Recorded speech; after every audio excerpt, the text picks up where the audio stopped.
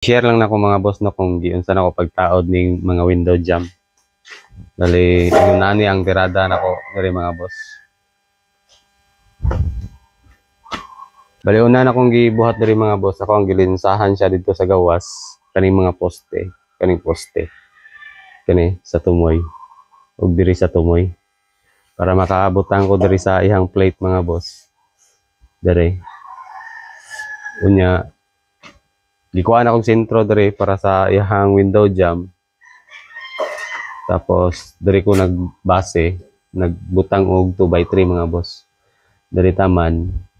Tapos gibangagan ako ni para mulusot iyang dawel mga boss. Wala pa na ako ni siya gi full wheel, gitaking lang sa nako.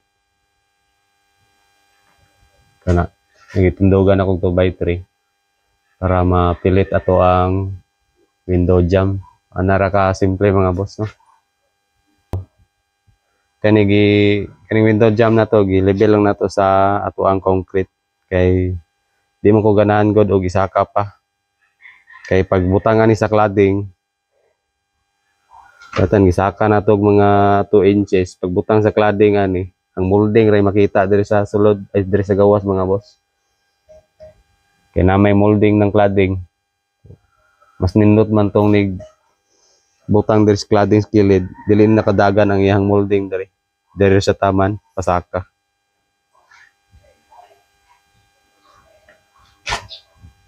Mao po di akong tirada sa mga dawel mga boss. Pangagan ako og 16mm. Mao ni akong gamit mga boss o pagbangag niya. Nagpalit ko og holso. 5 pieces na siya. Na siya iyang sukod 16mm to 30mm.